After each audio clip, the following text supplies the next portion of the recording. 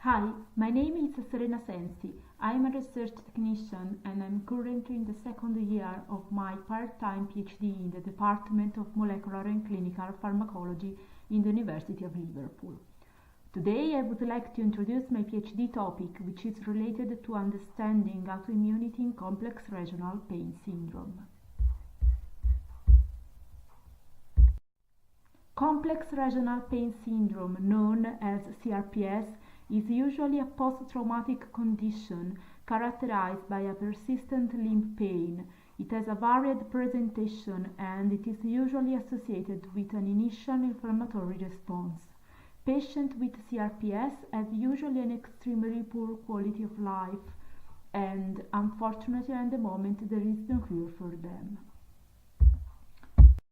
So, why is it important to study autoimmunity and inflammation in CRPS? Recently, it has been developed a conceptual model of autoantibody-mediated CRPS, where tissue affected by limb injury release inflammatory mediators. The inflammation facilitates the binding of circulating pathogenic IgG autoantibodies. These autoantibodies sensitize primary sensory neurons, and this process causes central sensitization in the spinal cord dorsal horn, perpetuating the perception of pain.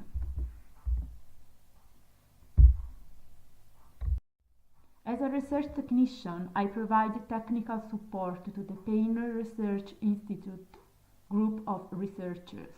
My main duties at the moment are prepare and ship human purified IgG for experiment in King's College London and the University of Pécs, and create a log and store patient samples in laboratory freezers. As a part-time PhD student, I investigate the binding of CRPS serum IgG to mice primary neurons.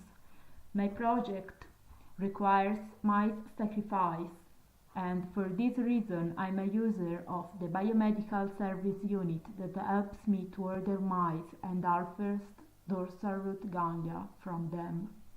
My cell work is based in the Wellcome Trust Cell Culture Lab in the Department of Molecular and Clinical Pharmacology, alongside the Alvarez Drug Reaction Group. As a member of this group, I can use sophisticated and advanced instruments such as flow cytometer and mass spectrometer. This project is extremely interesting for me because few groups in the world are working with primary neurons isolated from DRGs, and that makes this project unique and challenging. As part of my PhD research topic, I try to find the answers of these four questions. Firstly, is it possible to establish a binding between CRPS IgG and primary neurons? What's the strength of the binding? Do different patient IgG bind in the same way? What primary neuronal subpopulation is involved in the binding? Is the binding enhanced by inflammation? If yes, what inflammatory mediators trigger the binding? And what receptor and what epitope is involved in the binding? Is it possible to block the binding? Fourth, is it possible to develop a diagnostic test for distinguishing between CRPS and control samples? To be able to investigate the binding between patient IgG and surface receptor or mice primary neurons, I usually do a flow cytometry analysis. Firstly, female mice are sacrificed and dorsal root ganglia are harvested. DRGs are dissociated and primary neurons are isolated.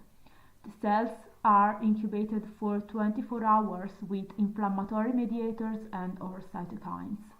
Then I add to the cells human purified CRPS IgG and I investigate the binding between this IgG to the primary neurons using the flow cytometer.